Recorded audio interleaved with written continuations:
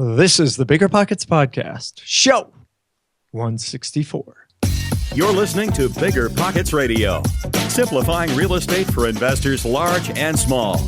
If you're here looking to learn about real estate investing without all the hype, you're in the right place.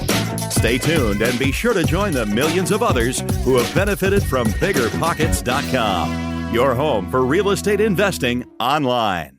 What's going on, everybody? This is Josh Dorkin, host of the BiggerPockets Podcast, here with my co-host, Mr. Brandon Turner. What's going on, man? Hey, not much. I'm finally back home here, away from the terrible air in Denver. You guys have miserable air. You know that?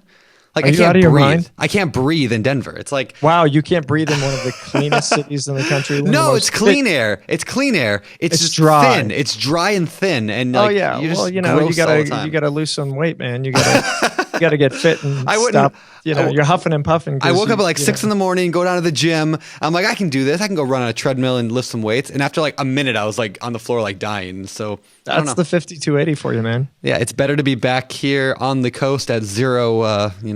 Whatever. Elevation zero. Hey, thanks for coming, by the way. That was awesome. Yeah, we had a good time. We had a good party. We had Josh's 40th birthday party.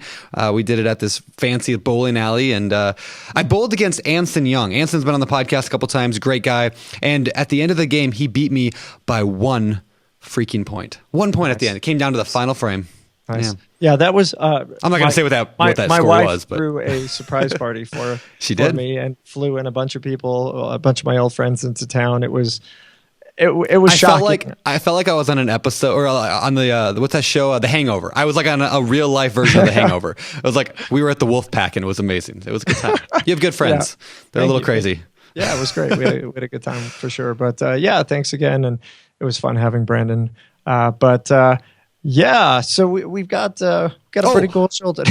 I need to say something about this. I need to tell a story. So we're at this. We decided on Saturday to go indoor rock climbing. That's one of the surprises. That was a blast. Yeah, that was a blast. And we went with it. It was me and Zach, Josh's nephew, and a bunch of these guys. And we get there, and all of us are taking our turns going up, climbing up this rock wall, like acting like little girls because I was really scared, and it was frightening to climb up this wall. Actually, right? Pretty funny watching. Yeah, Josh, these grown men. Josh comes over and in 6 seconds climbs the entire wall. Just like apparently he's done that before and made all of us just look like we were like 4 years old and awesome. So good job. I didn't know you were a rock climber. Wow. Yeah. You actually had something nice to say about. I know you were. I was impressed. Shocking. And I was also impressed. Remember I said I would call you out on this. Josh parallel parked a 12-foot car in like a 10-foot spot. I'm pretty sure it was a physical impossibility to do, but you parallel parked a 12-foot car in a 10-foot spot and it didn't hit anybody. I don't know. I'm from New York. That's how we do it, man. Apparently. That's how we do it. Anyway.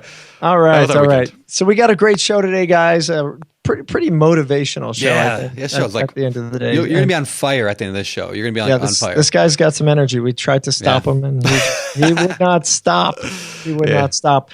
But before we get into the show, let's get to today's quick tip. All right. Today's quick tip comes from the show itself. And it's a really, really good piece of advice. The tip is this. As you're driving around, keep a notebook with you, keep a pen, notebook, things like that. And as you see for rent signs, jot down that number. Now you found a landlord, a potential an absentee landlord, or just somebody who is done and ready to rent out their place, and potentially a tired landlord, and hit them up. Reach out to them. Say, hey, I found your property and I'm a investor in the area. I was wondering if you're interested in selling, and that's a source of potential leads. So give it a shot, see how it works. Yeah, Steve mentioned that on the show, and we kind of glossed over it quickly because I wanted to go back to it. We never did, but it was just such a good, obviously simple, awesome tip. And what's that line he said? It was like, when I see those signs, those are my sellers. And it was just like, what a great way to look at that. And they give you their phone number. So anyway, cool. All right. Awesome. Yeah, guys, really quick. This is show 164, the BiggerPockets Podcast. Check out the show notes at BiggerPockets.com/show 164. If you are listening on iTunes, please jump in and leave us ratings and reviews afterwards. We really love when you guys leave us your feedback. You could also do that on Stitcher, SoundCloud, and all the other places that you listen. But that said, let's get into this. Today's guest is Stephen Mills from Detroit. Oh, yeah. He's from Detroit, and the guy's got energy, so it's about to go down, guys. It's about to go down. But yeah, Steve's been around. He's been in the game for a while. His partner was on the show before. We actually previously interviewed Eric Stark, and anyway, fascinating interview. So let's bring him on. Steve, welcome to the show. It's good to have you here. What's up, guys? What's up? Yeah. Thanks for finally coming on. We had a lot of tech trouble in getting this episode finally working, but we did. That's all right. I think people are going to like this. I think we're ready now. I think we are ready now. So, Steve, why don't we start at the beginning? I mean, tell people a little bit about you. Where'd you come from? Where do you live? What do you do? I live in the Detroit, Michigan area. I was born and raised here in Detroit, Michigan. I can't wait to talk about this stuff with Josh, because I actually listened to one of the recordings with the gentleman that you guys spoke with on a call from Michigan, and he lived a little bit of ways out. I live right down the street from the hood. Oh, nice. I live right down the street from Detroit. So what we're going to talk about is a different kind of real estate, but at the same time, I remember you talking about this guy in Michigan and how he was talking about how he doesn't invest down in there. There's going to be topics of things, I'll talk about myself here in a second, but there'll be talks about, or what we'll talk about with Detroit, there's parts of our market where there's multi-million-dollar piece of property that you and I can't even get our hands on. So there's a lot of parts of the real estate business I'll go over that are actually not really glorified in Michigan, but if people knew the areas just outside or inside of the downtown area and how they're exploding right now and the opportunities, Detroit is one of the absolute best markets in the United States. But it is something where I understand we're the grandpa of the country. We kind of started the Industrial Revolution. I know it's not much, but it's something where a lot of people forget about grandpa. But it is something where I think when we forgot about grandpa, the value is lowered, and it really became a good opportunity, because I wouldn't even be on this call with you guys if I probably wasn't from Detroit. So I did make this for Josh out of that call, because I heard him rag on Detroit. But that's for Detroit right there. I love my city. Love my city. But at the same time, for those who can't see, he held up a picture of a I Heart Detroit picture he drew just for Josh. Nice. Amazing. There's a show, one of my favorite shows is called Undateable, and it's this show about these guys in Detroit, and it's one of the funniest, I think, comedies out there, and it's all about Detroit, and they love it. And I'm really glad to hear that you're telling us how we're going to interview for this interview. True and tried as somebody from Detroit, just trying to take over, trying to talk and tell us how things are going to get done. Whenever something bad happens out of town, they're like, go by the guy from Detroit, We'll just stick with him if anything happens. So tell me, what should my first question be to you there, Steve? Because, apparently you're running the show. So, You know what I'd like to do is take a minute to ask you guys a couple of questions. Anyways, to get back to in all seriousness, it is something where, I am from the Detroit, Michigan market, but it's, there's suburbs right outside of it. There's areas that we invest that are in Detroit, but also outside of it. I'm 32 years old. Started the business back in about 2007-08 with my business partner, one of my best friends from my childhood, Eric Stark. Which we've had on the show back on episode, what was that? It was a while ago.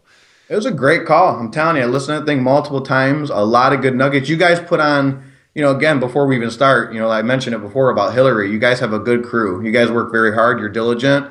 But the way that I've even listened to your guys' calls, you're very, very informative in the stuff that you guys put out there. Don't get me wrong, I know you guys kind of started and you've been in business the same amount of time kind of as I have, but we didn't have lots of guys like you when we first started. Having that ability to have your guys' calls and listen to these and some of the A-class players that I've listened to some calls on recently, it's just beautiful. It really is. So to have that tool out there, you guys are doing a good job, and I appreciate it. Appreciate that. Look at this guy. He's trying to get on our good side. Yeah, are we done? Was that was a great interview. And that's it. That's it. Thank you guys. Yeah, Detroit, and we're great. Awesome. My two favorite things to hear. All right. So, by the way, real quick, Eric Stark was episode number 93, which people can listen to by going to biggerpockets.com/show 93. It was called 0 to 400 Deals in 5 Years. And he did that with you, correct, Steve? You were the other half of that? Okay. So today we're talking about the other half. Okay, you're a little bit, but we're talking with the other half of that equation, which is kind of a cool follow-up podcast. Yeah. So well, let's get into this. So you talked about Detroit. Yeah, I mean, I've been ripping on Detroit for a long time, and I do obviously recognize that Detroit is one of the fastest growing cities in the country now, and lots of good things are finally happening, which is awesome. I'm very excited about that. But tell us, what did you do before real estate? How'd you get into real estate? Let's run through that real quick. It was my young 20s. It was kind of like the typical story. I don't want to get too boring by it because I don't have this magnificent story, but it was something where I felt like I was like a lot of the young, late teens, early 20s kind of mentality. I was lost. I was confused. I was going to college, didn't want to go. I was trying to have a job that I didn't want to be in. I had, friends that I really seen going in different directions. What I can say is my life was changing, and finding that lifestyle change, I kind of grew into real estate. I admit it kind of self-found me. If you guys want to know the actual true side of how the real estate business came into my life was through Eric Stark, my business partner. He was one of the very few individuals from our high school that I knew through a mutual friend of ours that had like a business mindset. And him and I just kind of clicked. And I was at his home one day and he had a book called Rich Dad, Poor Dad. And I was like, what's this book about? And it was just, and this is a long time ago. Gosh, it's been a long time. But reading that book, it was very simplistic. And I understood it. And right then I was like, this real estate thing, I have to understand it more, because it wasn't just that I, was going to college, didn't really enjoy it. It wasn't that I wasn't happy. And I was a young person trying to find myself. And what I noticed is that word entrepreneurship, entrepreneur. Robert Kiyosaki, he doesn't talk about just being a businessman. He talks about that entrepreneurial mindset. That got me addicted, and I started going towards the real estate arena right when I kind of read that book. So I kind of never finished college. I dropped out. But I never had some great story about, family and business and real estate and this background. It was something that I kind of endeavored. I found it. I literally quit my job, I remember, and I was scared to go home and tell my mom I would go to the library and read books for free all day. You know what I mean? Anything I could do to educate myself, but it wasn't like it was like this big plan. You know what I mean? Got it. Sure. So, cool. So what did your first deal look like? I mean, how did you first start buying properties? I bought my first property at 23 years old. I was kind of stumbling around for a long time, trying to get involved in the industry. The first thing I did was get licensed. I started really understanding MLS and understanding properties and values, doing my own diligence, stuff like that. But I did stumble on my first deals from a guy that it was like he changed my life. I believe that every time you guys talk to or you go to a seminar, there's always, the guru and the mentor and the big guy. What I realized, though, is in every town you come home to, there's a rock star in the real estate world. And I mean that, not like the glorified rock, but I mean somebody who's really doing deals that doesn't even have time to go on Facebook, that doesn't even have time to do anything but do deals. They literally live real estate. And this gentleman was in our market, and I heard about him. And so right away when I started, getting information from over here, I realized there wasn't a lot of kind of guru individuals in Michigan to learn from. So once I learned outside, I started looking for the people in my market. And I found this guy, and I tell you, I'm one of the most pleasant, persistent pests you'll ever meet when it came to me starting in business, because I was dumb enough to want it bad, you know what I mean? To the point where I wasn't very rude to people. I wasn't annoying, but at the same time, people knew I wanted it. And this guy knew I had a genuine interest. When I say you got to be passionate about real estate, a lot of people get in and they get out. They jump in and jump out. I believe people that walk in tend to walk out of things. And that mindset of moving too quick, a lot of people can't make it in real estate. This guy taught me how to create a value, how to understand real estate, what my first deal is going to look like. And the crazy part is I bought that first deal at 23, and it was an income property that I wanted to wholesale. I just got stuck. I bought, I paid a little too much. I put a little too much into it. I ended up hanging on to that property till last year. I just actually closed it out because years ago I sold it via land contract because it was a bad deal. All I can say is my first house, I held it for 7 years, my first wholesale. I never even sold for 7 years because I got screwed. But I held on. I paid my lender. I would not let go like most people would. And I held on to that damn thing. It appreciated a little bit of value. Our economy came back a little bit, and I exited it. I got out of the deal. But it was something, that first deal I got in was just a basic bungalow, 2-bed, 1 bath on a basement. I paid $32,500, and I sold it for $32,500. 7 years later. That's okay. Well, I want to talk about. By the way, that's Detroit. I mean, it's a really good market. I mean, you see how much money he made in appreciation, folks. I mean, he paid $32,500. He put money into it. He sold it for $32,500. You know what? You got to tell me where to find these deals. I'm really excited about this. It really is. There's a lot of investors that are getting into the national market and coming into Detroit that really have that mindset. They look at the flip this house mentality. They're like, it bought for $100. They fixed it up and put 30 into it. Sold for $150. They made $20,000. Yeah. I'm like, minus costs, agents, concessions, clothing. Yeah. Oh my, yeah, right. You're neg am on that one. So I got to talk a little smack. Sorry, you opened the door. No, you're right. But, About how the $100,000 lots that I build and put $1 million property on. So we'll talk about. Yeah. I'm excited. I'm excited to talk about those. Actually, I want to go. I want to go back. I want to drill into this first deal that you didn't make any money on, because this is so common for people. I mean, my first few deals, like, I didn't make a ton of money on. I mean, like, I bought houses to flip. They didn't sell. I started renting them out and kind of struggled through it. Yeah, it happens, right? And a lot of people, really quickly, a lot of beginners, like, we have a lot of people who've never invested listening to the show, right? Yep. A lot of people will do that, lose money or break even or whatever it is, and they're like, screw this, I'm out. I'm done. And it's like, did you learn something? That's the thing. Like, most people, again, they hate, they're like, it's all about money most of the time with people. I learned more because, again, I don't tell many people this because it's a loser deal. Do you know how many successes I have that I can't even tell you guys about? How many, and it's not bragging, how many $50,000 paychecks my partner and I have cash where we haven't high-fived and felt happy. This deal, I learned everything not to do. When I say I had a thorn in my side for years, I just was not the mentality of, hey, it didn't work out right, let me just, a lot of people did that. And I learned this from my lender who lent me the money. Most of the people that threw the keys in the doors and let their homes go during the bad times, the banks are not going to appreciate them in the future. It's the guys that really hang on. I don't care if it's a private lender or it's a bank. If you walk away from real estate, I'm not dogging anyone if they have, I hang on because my name is important. Yeah. And that deal around that whole thing, Josh, you can dog on me because it's a bad one. But at the same time, I'm not going to rip on you for making a bad deal, man. Everybody makes bad deals. I made some can I tell you guys stupid deals, man. I'm just ripping on Detroit. That's all. It's fun.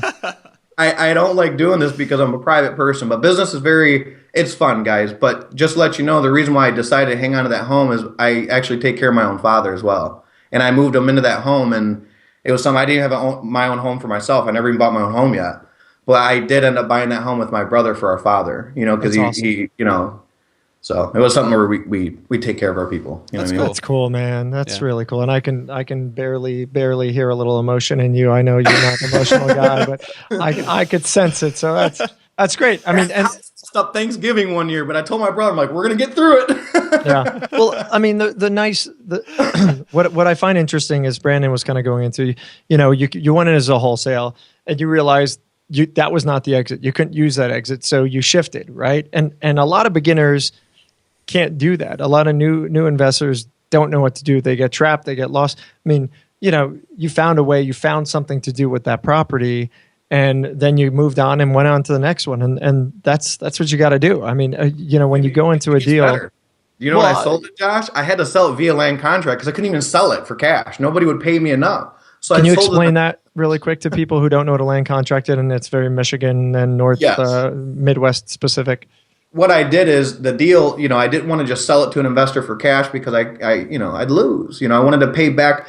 My strategy was I wanted the property gone, but I knew I had to take care of my lender. I had a certain amount of money I had to pay off, so I wanted to be responsible. So I sold the home on via seller finance. When I sold it to the individual who bought it from me, they paid me just enough money that I could pay my lender. So it was almost like a sandwich deal. But, again, it was something where I got kind of stuck, but I created a situation where I could at least, because the good thing about Michigan, guys, is a lot of these homes have great cash flow. So when the market does reset in some ways, you have that comfort, you have that buffer. So don't get me wrong, I'm blessed to be able to, do okay in business, and taking a little bit of loss in that home, I was okay. But being able to have that deal where I sold it that way with the seller finance, it allowed me kind of to put the rest of it on someone else. And then I moved my dad to another home. I actually bought him another home. It's a nice home. It's a better situation. But at the same time, I did have to sell that property in another strategy because the mortgage industry, it's just not the area for it. It's what I call that C kind of neighborhood, almost transitioning to the funk. You know what I mean? Yeah. So, hey, Steve, really quickly for the listeners, land contracts, seller financing, stuff like that. We're not going to dig into that on this show for anybody listening. If you guys are interested in learning more about what that is, jump on BiggerPockets, do a search in our search bar, and you'll be able to find all sorts of information, anything you need to know, or jump on the forums or the blog. So, we've got some other ideas, other things that we really want to cover here with Steve, and so we're going to bypass that for now. But all right, so you got this deal. You finally got rid of it. You for a while then got into this whole wholesaling game, right? Yep. Okay, so you got into wholesaling. What did that look like? Why'd you decide that that was the path that you wanted to take? It was something out of, being resourceful. That's a word that pops in my head. Resourceful, not resourceless. And being a wholesaler, when someone says, I'm going to lend you 70% of after repaired value, I'm speaking to the real estate people that understand this language right now. Okay, so I got to buy it at 70,000. Needs 20 grand repairs, means I need to get it for 50. But our lender was like, you need some skin in the game, another 10%. So what I realized in Michigan, we had to create more equity to be able to even get the down payment because I didn't have any money. I didn't have any skin in the game. The only thing I could do was say, you guys want 70% of after repair value? I'm about to bring you 40 or 50% because I have to, right? And being resourceful, I realized that wholesaling was this entry-level business. And just like you said, Josh, we're not going to talk about seller finance and other things. It's a great tool. And real estate has a lot of different tools that we have in our belt, whether it's remodeling, whether you're building, whether you're wholesaling, income property, whatever it is. Wholesaling was that tool that I could literally, because our first property, I would say, Eric and I as business partners, was a home in Harrison Township where we went to school and everything. It was a crazy deal. But that first wholesale deal, we wouldn't have been able to structure it if we needed a mortgage, if we needed cash from a lender, if we had all these things or if we needed to have these things that we did not have.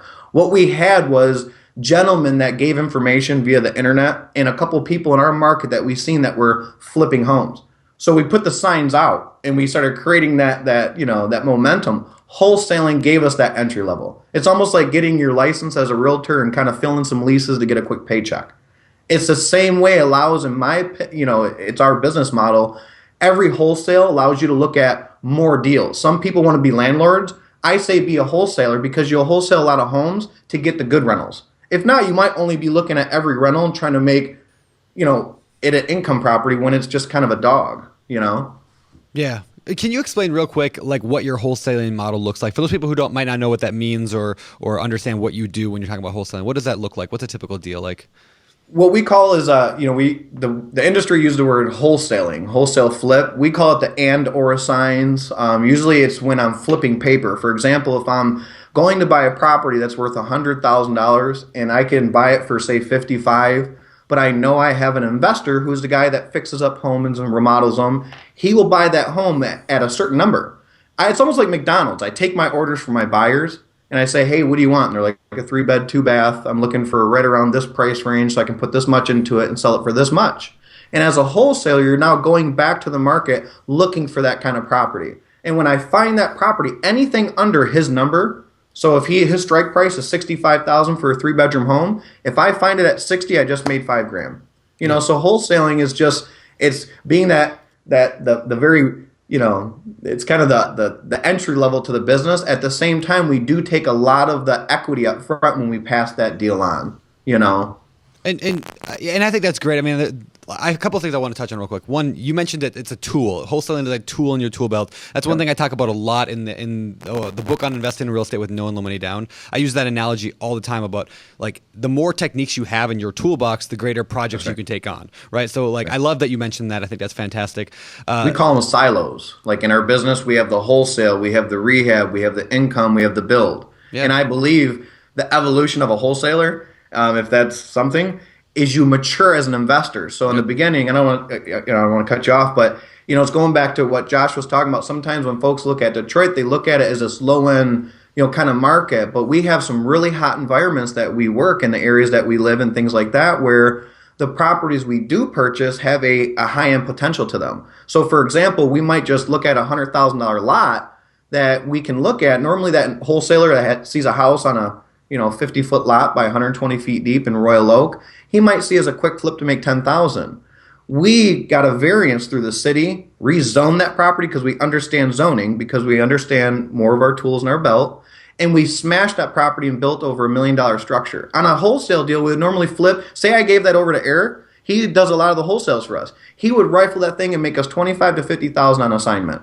Wholesaling it. That's a good paycheck. I would never knock anybody who be like, you just wholesaled the house and made that. You could have made this. But what people don't understand, we never built tons of homes before.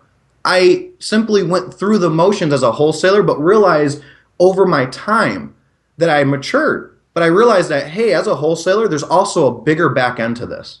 So if I can work with the other guys, and being a wholesaler is cool.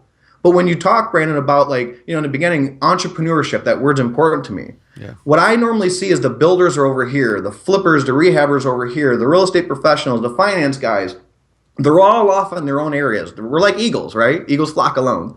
But what's crazy is the entrepreneur, the guy I like being. He kind of flies under the radar. He's like that sniper with the 223 rifle. He comes in the environment, look for what he wants, and he gets it. That's how we buy our properties. We use a lot of direct mail and stuff like that. But also, as an entrepreneur, we create the bankers, the builders, we bring these people around into a group. And bringing those people into a group allowed us to take a wholesale deal and pull it into something bigger. That's why I love being a wholesaler, is because you can look at property, walk around it, but also I love being a real estate entrepreneur because you can take that wholesale deal and really get the fruits of the back end. It's harder, don't get me wrong, it'll break your back at times, but at the same time, wholesaling, without me being a wholesaler, I don't think I'd ever be able to look at something for development, for income potential, whatever. It's because I armed myself as a wholesaler. I started learning that this is a dud, this is a good one. You know what I mean? Yeah. It's something where I kind of just progressed, if you will. Hey, Steve. So, at the end of the day, though, you don't need to be a wholesaler to be that entrepreneur. The key to it all, right, if you really want to break it down, is how to find good deals. That's the essence, right? So once you know how to find good deals, now you've got all these tools that you can use to your disposal, correct? Yes, but also lead generation is huge. We are absolutely, lead generation is number one. You got to have product.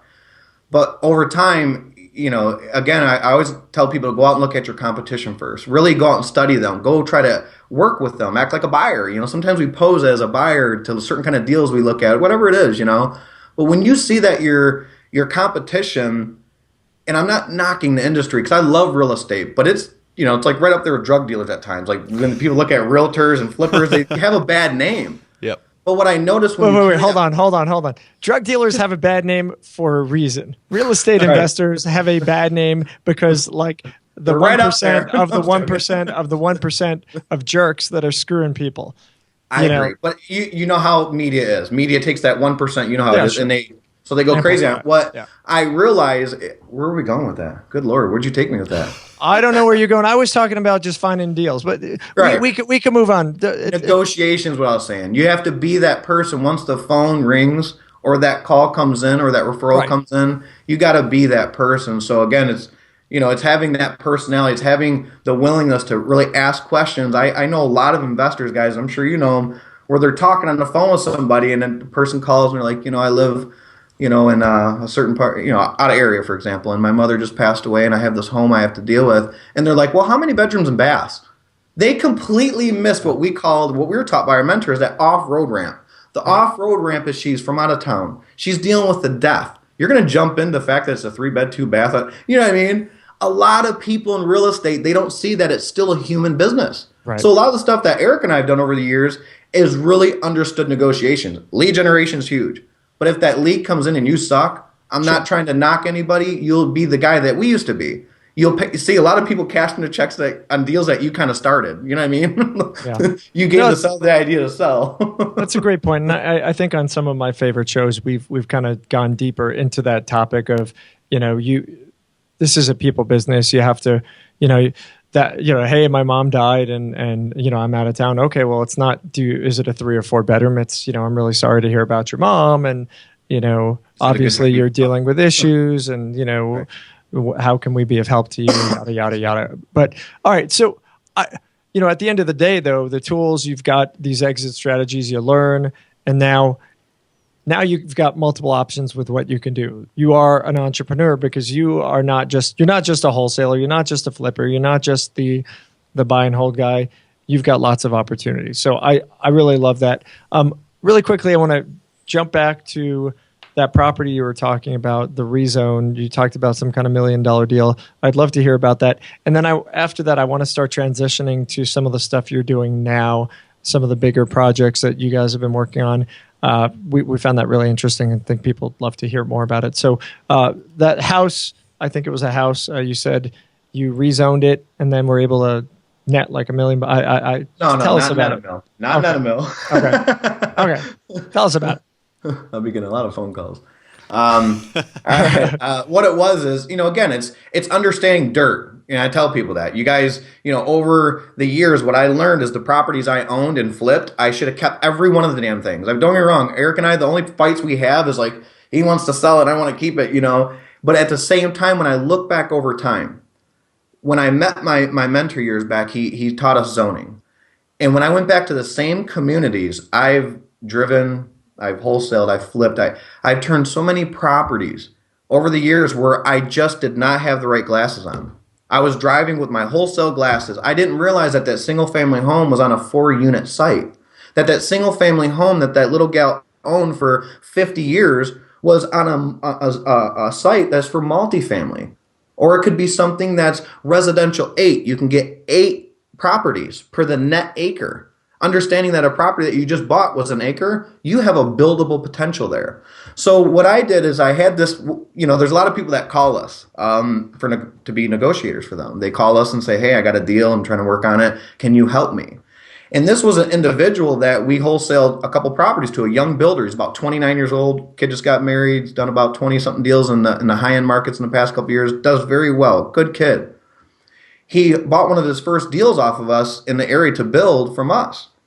And he started calling me with leads. And what we've done over time is a lot of people that have for rent signs and things like that, people just drive by them. Those are my sellers.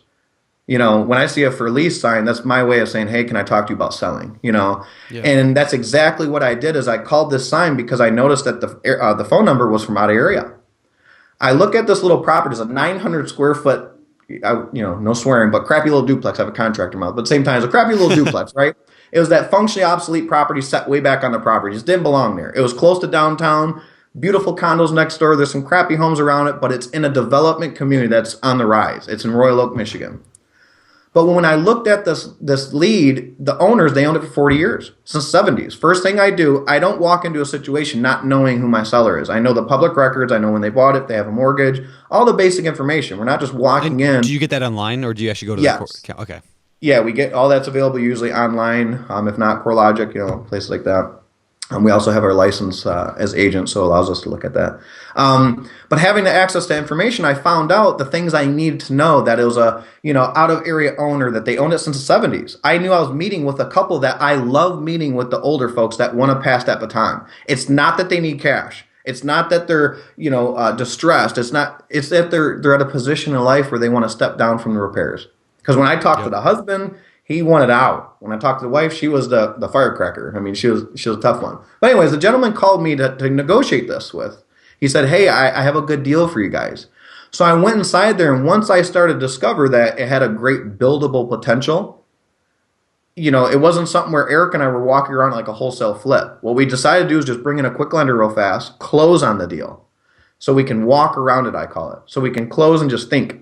And what we noticed is that little duplex was on a normal lot for a single family home, right?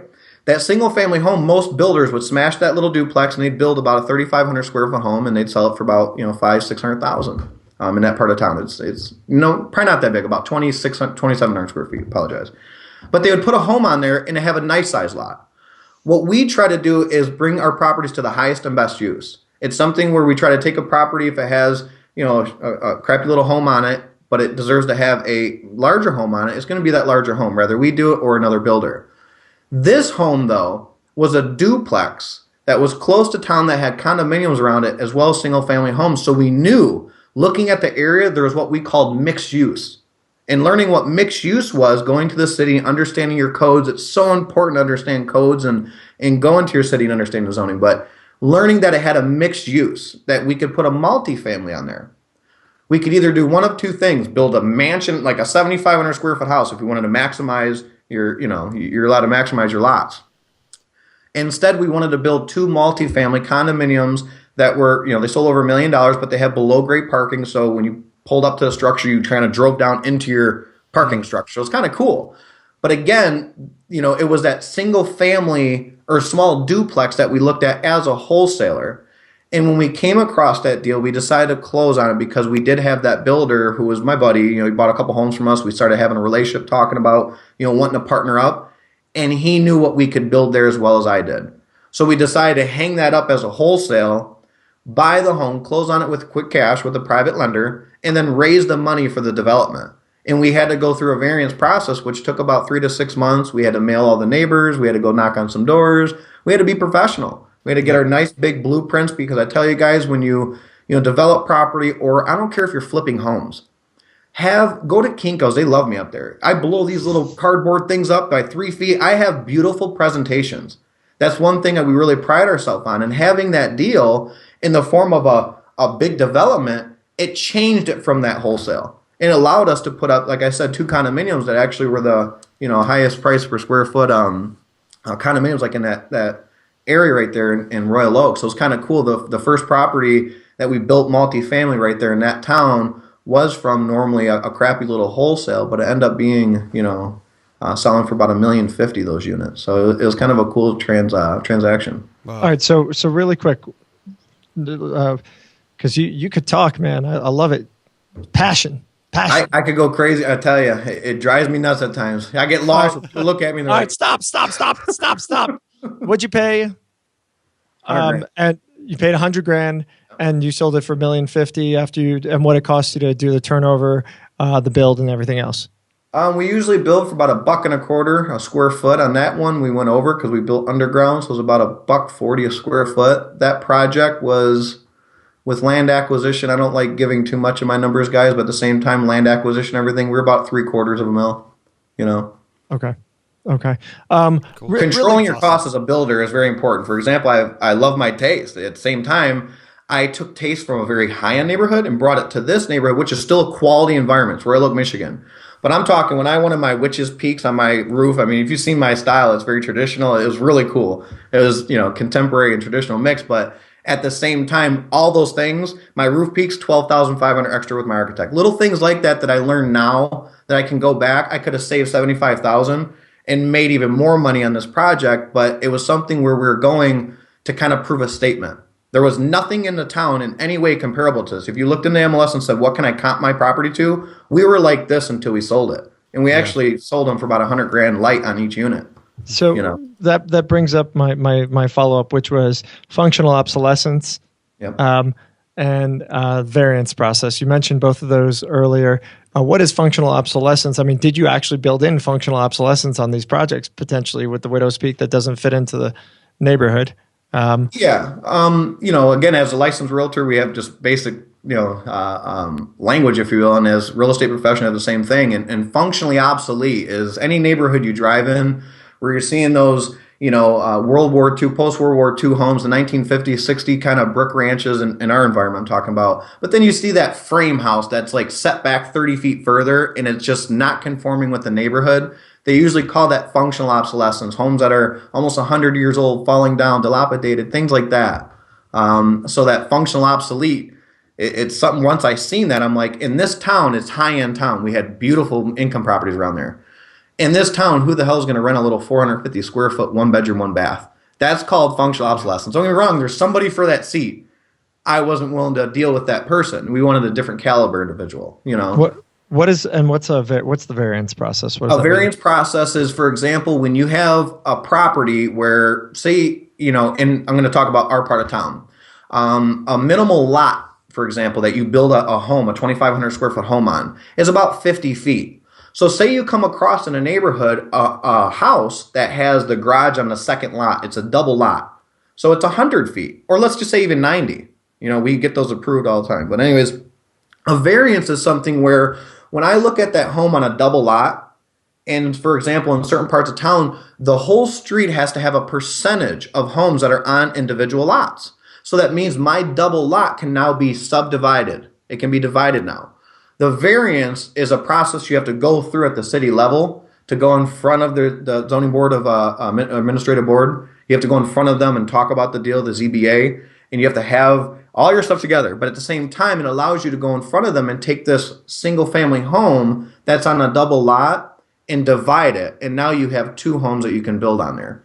So again, that's another strategy. As a wholesaler, we go into communities that are hot parts of town where builders are, and we look for those double lots because we want to split them. Once you split them, for example, the home, there's a home that we had on a double lot. It was worth about $120,000.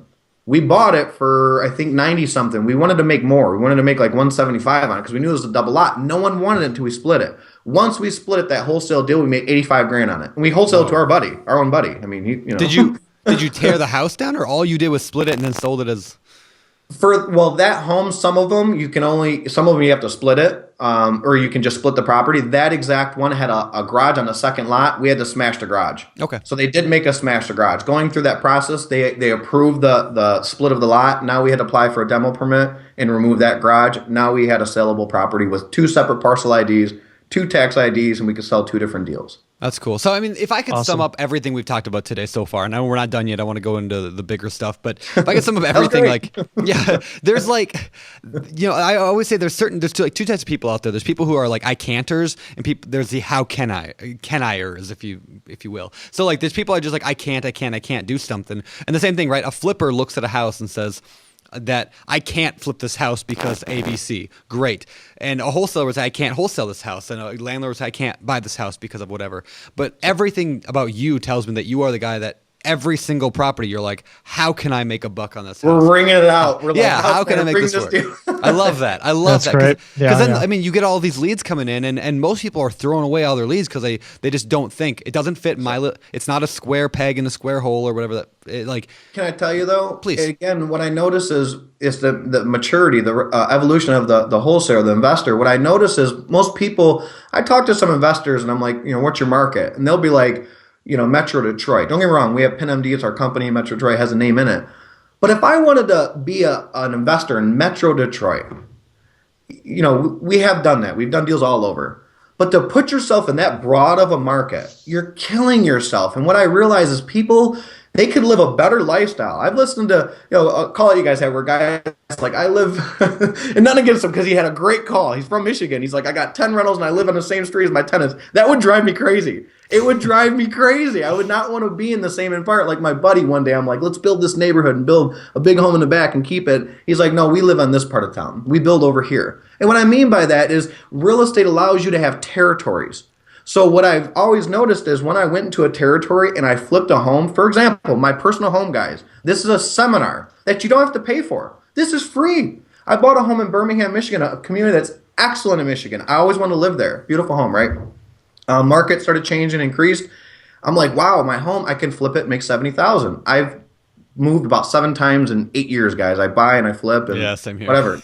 Now I'm in a great community. I'm in a lakefront home. I'm building here. It's where I'm at. But anyways, that deal I flipped it, made 70 grand. The builder I flipped it to made $250,000 selling it and built a home for $850,000. My personal home. I'm the real estate guy.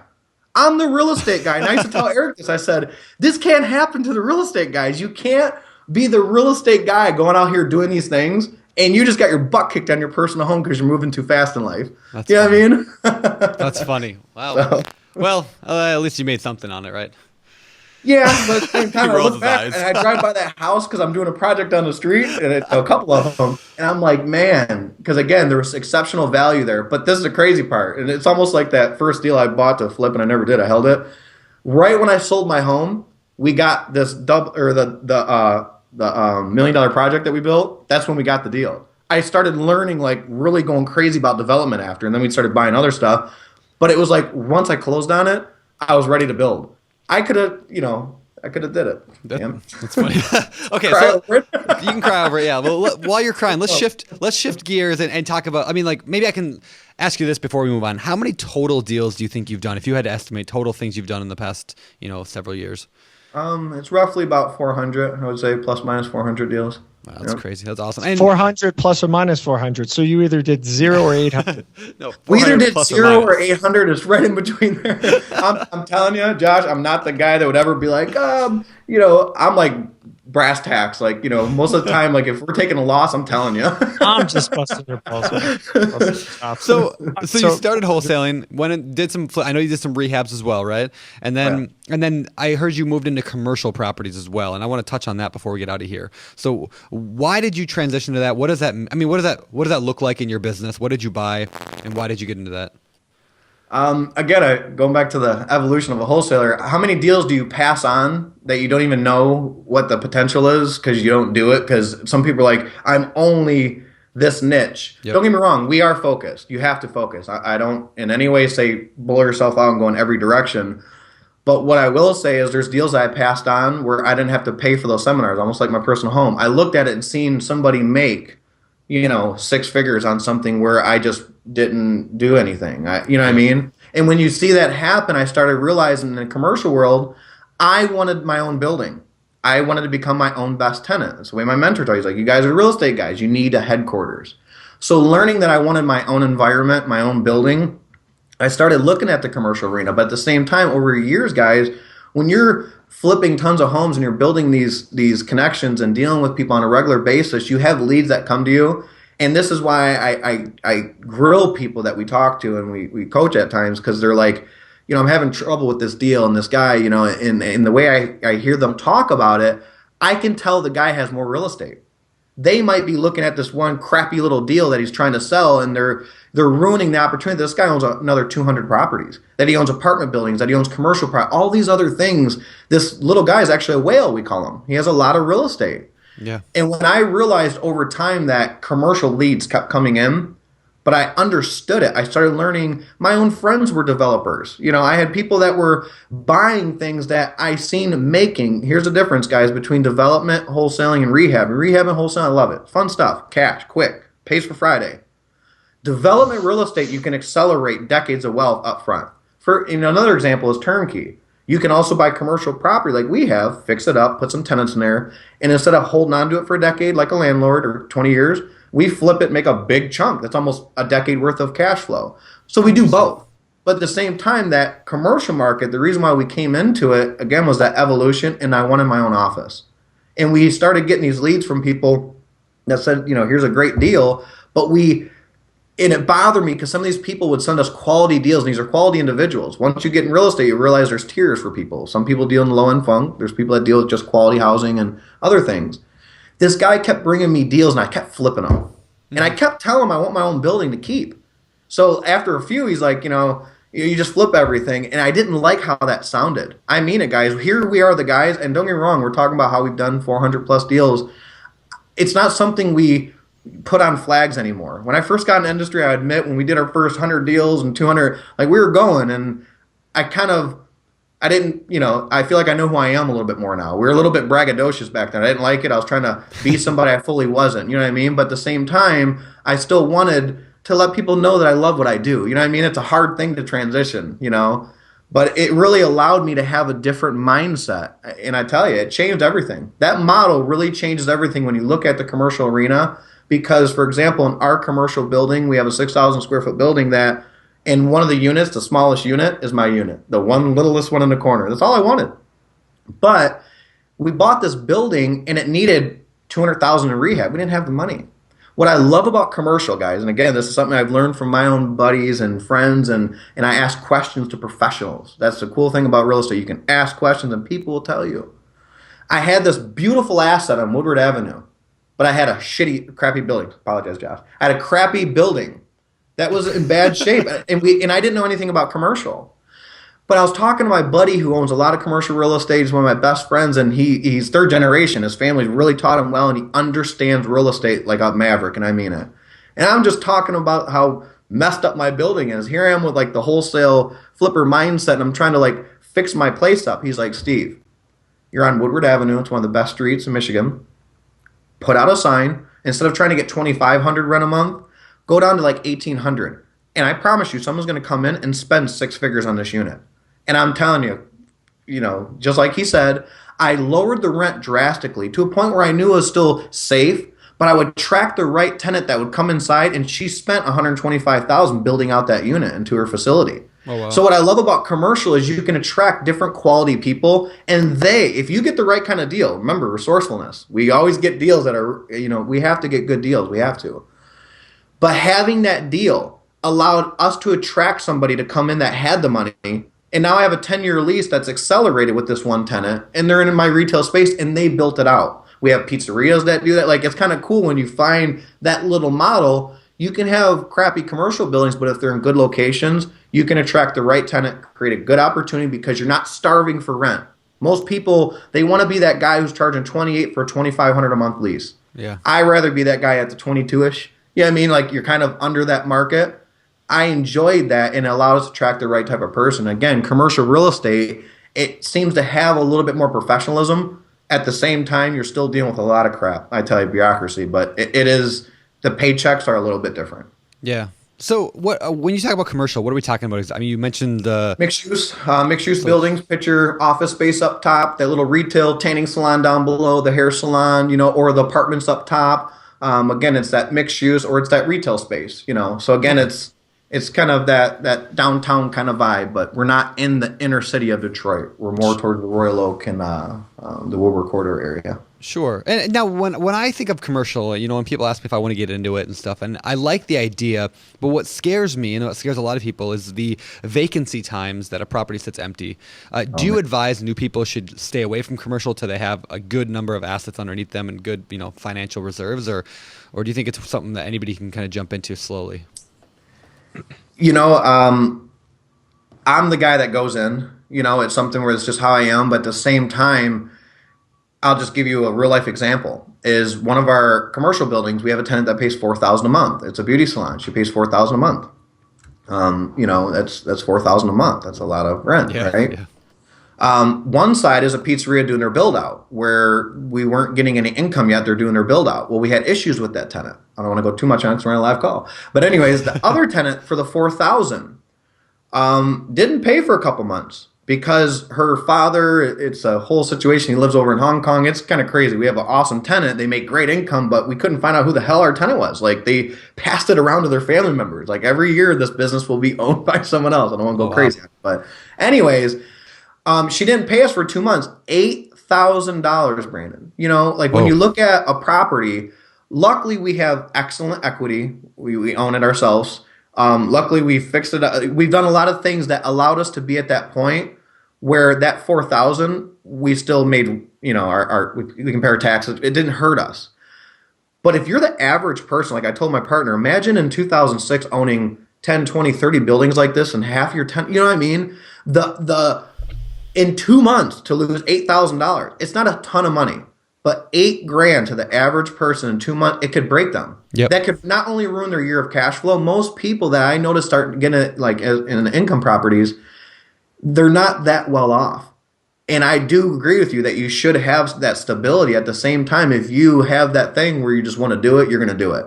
But man, I will say that when it comes to commercial, there's a same way as a resourceful wholesaler to really get that exceptional deal. There's ways to do commercial real estate where you are okay doing it. If you're a landlord and you own property, you can own commercial. At the same time, that's the lesson I learned is, God forbid, Eric, if you and I were the guys that were leveraged at 80, 90%, that our payment on this place was $5,000 a month and we were only leasing it for $6,000, we would be in trouble.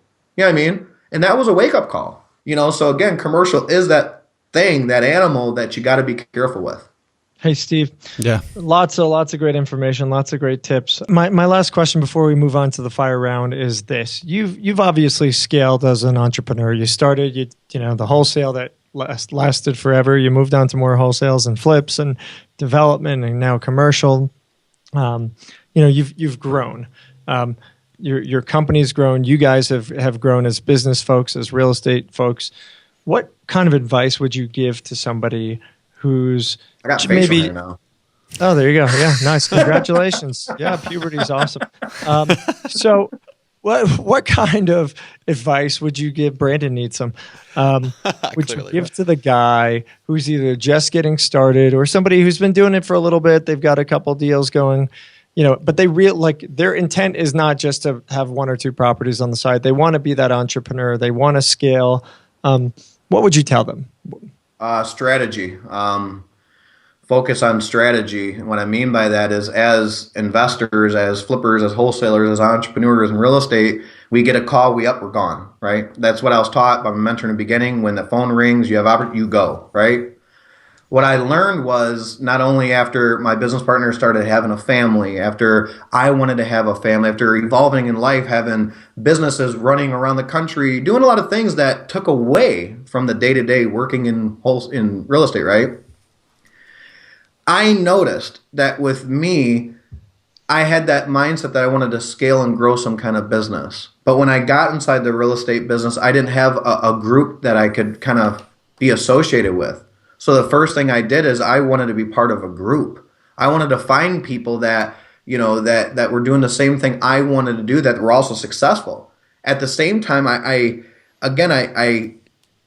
it was like this evolution type thing. I go back to that word. I use it a lot because I feel like you grow as a real estate entrepreneur, and coming into this business and finding groups and associations. It allowed me as a new person to really go in a direction and get, it kind of sounds cheesy, but like seeds planted in my head. Where I'm from, guys, there wasn't many people that were doing these exceptional things. Don't get me wrong. There's a lot of wealth in Michigan. There's a lot of great things in Michigan. They're all over the country. But what I mean is I'm talking about the entrepreneur mindset, that lonely feeling of isolation we have at times because we're working so many freaking deals at times where we're willing to sacrifice and give all these things in our lives that most people do not understand. They really don't. They think it's something where they can check in and do a little bit.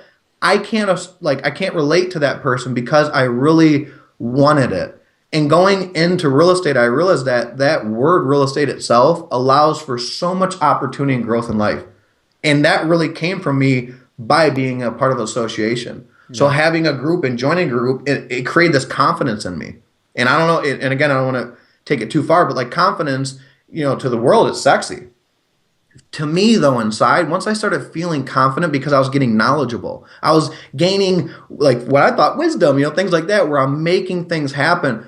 I enjoyed that. So if you have that like thing inside of you and you want to get inside real estate or whatever niche it is in real estate, if you just have that knowledge and hunger for more, it'll feed you seeds. It really will. You'll talk to someone like guys like you and you'll be like, I read a good book. I write that book down. I go read it. That's just what I do. When you say you see me take a deal and kind of look at it in all ways, I believe the right kind of entrepreneurs, they have that vision. And most people, they can't see past that.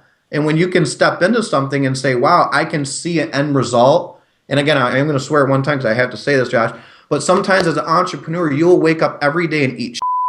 And I mean this, guys, where you won't even tell your girl. You might not tell your assistants. You might not tell everybody around you that relies and counts on you because people are relying on you. You got to be willing to eat shit every day and know that you're going to achieve that goal. And it's hard to do at times. Yeah. You know what I mean? So it's lasting long, I swear. But at the same time, it is something where you have to be dedicated. And it's hard for me to talk with somebody because within a couple minutes, I can tell if somebody is, or they're like, this is me. And I can say that real estate is, it's what I enjoy and what I love, but it brought out a confidence and an identity. And if you want an identity, whether you're young or old, I believe become an entrepreneur, you will quickly feel like, or find out who you are, Yeah. I agree. Well, just to piggyback on that real quick before we wrap it up and go to the fire round.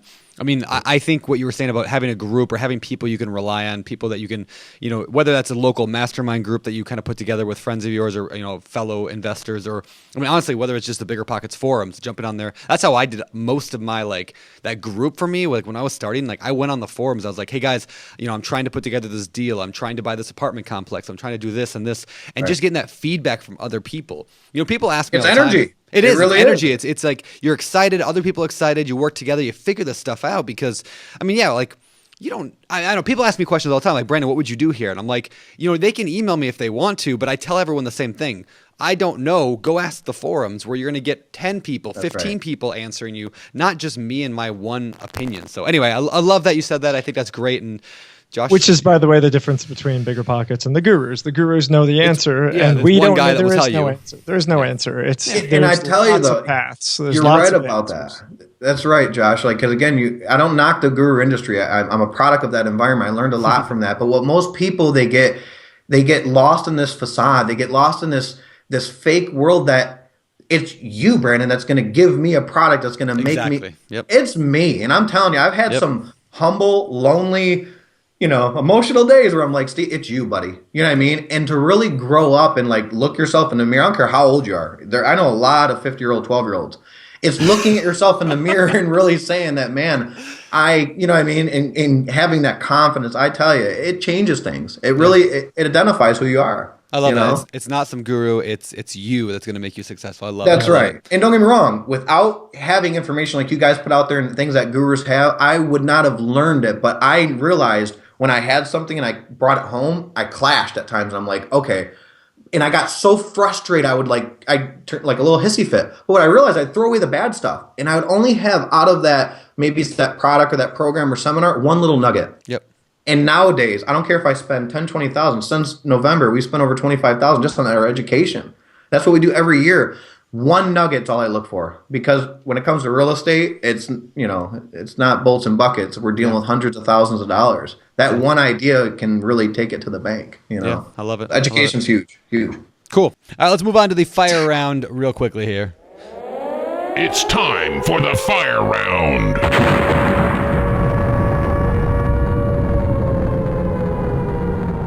All right, world famous fire round. Steve, these questions come direct out of the BiggerPockets forums. We just talked about that group of people around you, and this is real people asking these questions in the BiggerPockets forums looking for help. So we're going to make you help them. You ready? All right, I'm ready. Right. Number 1, where do you find leads, and how do you get in contact with the owner? That's a big question. Where do I find leads, and how do I get in contact with the owner? Well, I will always tell people right away, we're not going to McDonald's looking for a hard money lender. We're not going to, what I mean by that is we're going to an environment where we know somebody has something that we want. So, for example, if I'm mailing to an environment, direct mail, and I'm mailing to a neighborhood, I don't want to blanket to anybody. That's like going to McDonald's asking for a hard money lender. Most people look at you and be like, who the hell? You know what I mean? Yep. But when I go into an area and I know that I'm looking for vacant housing, non-owner occupied, I'm looking at the lower 1/3 tax assessed value. This is huge. What I learned from my mentor, we're buying the Chevys in the Cadillac neighborhoods. We're not looking to be the Cadillac in any Chevy neighborhood. You know what I mean? So it's basic knowledge of going into an environment and saying, okay, this is an environment I want to be in. You can drop me off in any part of the country, and I this is what I learned. This is the education, guys. The stuff you talk about, we all know, is I know how to create territories. And be able to go in that environment, I know that I can create a list of non-owner occupieds, of either homes that have high equity or free or clear that were bought pre-bubble, 1999. They were bought pre-bubble. Things like that, very basic. The difference is when we mail a very simple either letter or postcard, but it's me they get a lot of the times. You know what I mean? When they call, they're getting me on the phone. And I know that community. I bought a lot of real estate. I can make them feel good. So if you're going into an environment, I want to talk to a seller, be knowledgeable about that area. Because if I get on the phone with you, and I'm just telling you guys, it's like a girl dating a guy. She can sense when he's insecure. I'm telling you guys, you might not want to admit it, but she knows. So what you got to do is you really have to understand how you are as an investor coming across. You don't want to answer the phone and, sound scared. I do calls with people at times, and I want to help and train them. But, the other day someone was on the phone with a seller, and they're like, well, I pretty much flip homes. And I looked at that person, I couldn't help laughing. I'm like, you pretty much flip homes? You're telling this person, But anyways, we go to a very basic community that we want to invest in. We're looking for that, like I said, the lower 1/3. We're looking for the Chevys in the Cadillac neighborhood, something that needs some repairs. And we're looking for that non-owner occupied person. We simply send them a direct mail piece, and then we kind of engage in a action like that. We might, do the whole community around there. But if I'm going for that one person, also, I will say there's a big help. Once we get our list, guys, we segment it to people that own multiple properties. When somebody owns 2 or 3, fine, one category. But when they own 2 or 3, then multifamily, they go in a different category. Or they own 2 or 3, but then we realize they own 100 houses. That's a very different person. So before I send that letter, I'm just telling you guys, we study. We don't have a giant list. We're not mailing to millions and thousands of people. We have a very select, fine, targeted 7 territory area. And we hit them usually, in January and June. We hit them 2 times a year in 7 different territories. And we go, but we know our area. So again, you can talk to all the sellers you want. If they call you, you don't know what the hell street they live on, you're going to sound like an idiot. You really are. You're not going to, the best things I can ever say is I've talked to, this woman down, for example, is Brandon. Yeah, I'm giving you a call today. I hear that you're interested in selling your property, and I just bought a home from Josh down the street. Josh said that you're thinking of, having that referral, but also, I mean it, like actually being able to do it, being able to say that live, saying, you know what, Josh, Brandon gave me a referral, said you are a great guy to talk to about possibly selling. Yeah. I just recently purchased property. Would you like to have that discussion? It's as simple as that. But I tell you, most people, they get so lost in the deal, they forget about being human. Talk to people. Just talk. I think that's solid. People get so scared and they get afraid of what they're doing, and it's really not anything different. You're just talking to people, shady. So I love it. Yeah. All right. So, exactly. to sum up everything into 2 words, Direct mail marketing with 3 words. Direct mail marketing. That's how you get leads. That's your main avenue. I will say the best deals I'm getting right now are from referral because I've been in business so long. Okay. Yeah. So there's been 20 mailers to one person that's finally calling us. When I say that, guys, I can play my voicemail right now. I get calls to this day that says you mailed me a letter 6 years ago. Yep. I started years ago. Yep. Doesn't mean I stopped. Yeah. So. Cool. That's great. All right, Josh. All right, next question, and we're going to take the rest of these a little more quickly because we're definitely way out of time here. How do you know the value of a commercial property? You really don't, because you got to understand, it's not like an after repaired value. You got to understand price per square foot. You got to understand the leasing side of it. You got to understand the difference between commercial pricing for electrical is a lot different than single family residential. So when it comes to pricing commercial, it's slower. It's a little bit of there's environmentals could go into it. You know what I mean? There's a lot of things that go into the value of it, the income approach to it. So one thing I would say, if you're getting into commercial, like the way I was taught, if you're looking at a 5 unit strip or whatever, make sure you like break even off only leasing 2 of them. You could be almost, you could have 3 out of the 5 vacant and you're still making your payment. So again, when it comes to commercial, we still applied our single family mindsets. We're like, hey, it needs 30 grand. Well, let's put 50. Yep. You know what I mean? We're really going above and beyond, but at the same time, I'll tell you, the way that you learn value, Josh, is you make freaking bad mistakes. You spend a lot of money. That's on one something. way. Or you you listen go to to the a bank and say, I BiggerPockets got this great podcast. asset, and they're like, it's not even close worth that. You're like, oh man, I got all my cash. All right. Question number 3. We'll I like that, by the way. we'll let you keep making the mistakes, and we'll hopefully have our We'll learn listeners from you. avoid. I tell you, someone's got to do it. All right, number 3. Should I? And I think I know the answer to this because you do it. But I think, should I flip commercial properties? I think you flip anything. It's something where having a buy-sell model, it keeps the light bills on, you know what I mean? But it also allows you to establish a name, a brand, a position in a market, whatever it is. But yeah, I feel like everything you buy is the way I was taught. I'm not loaded, guys. If I was loaded, I would be like, I'm buying and a holding. That's where I'm going in my life. I will be a buyer, and that's it. But other people have to sell to buy. So when you're going in that avenue, my mindset is, how can I always be the flipper first because I can get out? How can I wholesale? How can I remodel it, fix it up, resell? Or can I hang on to it forever? If I can't do those 3 things, I'm really walking around that deal slow because, again, guys, we're in an up market right now. A lot of people buying deals, I question them. I really analyze them. I'm like, we have one hiccup, buddy. Yeah. That's great. Awesome. All right. Final question of the fire round. I want to get into wholesaling, but I have no money whatsoever. How do I find deals? You have no money, but you have what other people don't have that have a lot of money. You have time. You have something that most people don't realize they have between their 2 ears is a brain and knowledge. You have value. So one thing I learned is when I didn't have money, even when I know people with a lot of money that don't know how to invest. They don't know what to do with their money. I don't suggest you invest in real estate if you have a lot of money and don't know what to do. Yep, I agree. You know what I mean? So it's having that mindset. If you don't have any money at all, become knowledgeable. Because I'll tell you, we did not have any money. When I say it's the true, story of we're broke. It's something where you have to be confident. You can't go around people acting broke talking money. And I'm not trying to pull outside of, it's an environment. And I understood that money had a certain kind of vibe to it. It had a certain way of talking. So when you started learning the language, when you start as a wholesaler speaking money, people that have money will fund you. But you have time and you have value to provide. If you can provide those 2 things, the money's going to come. Because again, guys, you know it. Your successes are not successes because you had the money. It's what you did. You killed yourself on the way to getting that paycheck. That's very it's so true, and I think newbies often forget that you can replace the need for cash with knowledge, with hustle, with drive, with all that stuff. And so, can I give a small example? Sure. I own a piece of land. Bought it for about $1.50. It's worth about $1 million, right? It's probably worth even more. That's a big equity swing, right? Mm-hmm. I didn't have the cash that day, right? I didn't have the cash to buy that piece of land. This is what I had. I had knowledge that I knew if I partnered with a good builder, a developer that would wait long term with me because it's a commercial property that's going to be storage facilities, a Chase Manhattan Bank, other things on there. I knew that if I got the deal, I had the gold. Yep. But I didn't have the money, so I didn't have the gold. I had part of it. You know what I mean? So what I did as a wholesaler, I retained a portion of the deal, 1/3 of it. and I brought in somebody else who funded it 100%. So I'm in this deal, zero.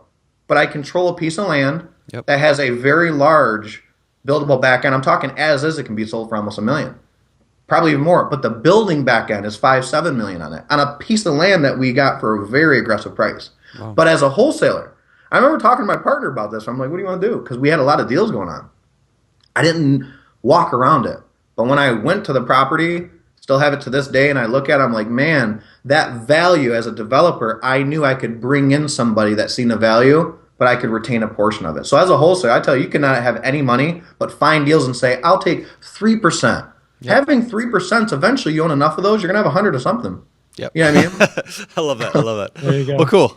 I love that answer. I love all those answers. You're definitely a knowledgeable guy, and it definitely shows through. So let's wrap up this knowledge fest today with our world famous for. All right, these questions are asked of every single guest, and so we're going to throw them at you right now. Number one, Steve, what is your favorite real estate related book?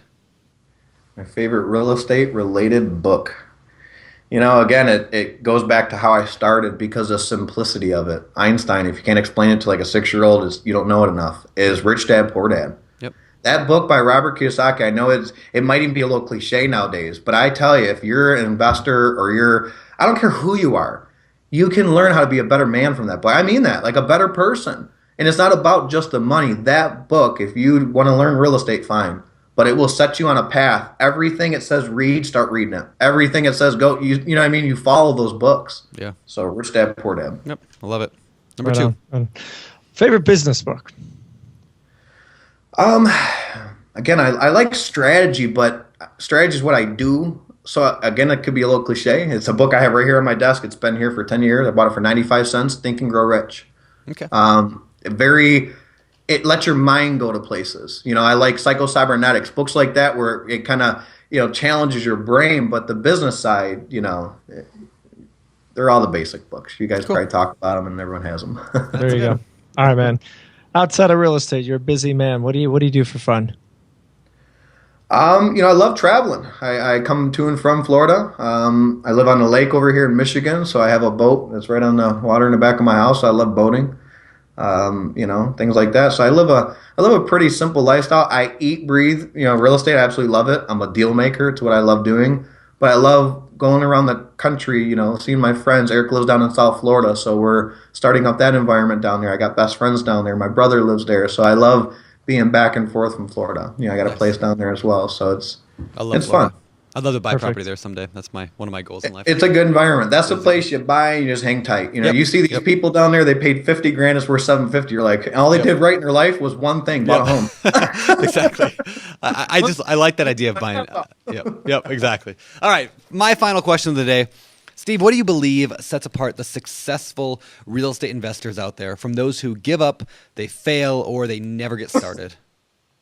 Oh, gosh, man. Again, because I've learned from so many guys, and that word, I don't want it to sound cliche, but it's that persistence.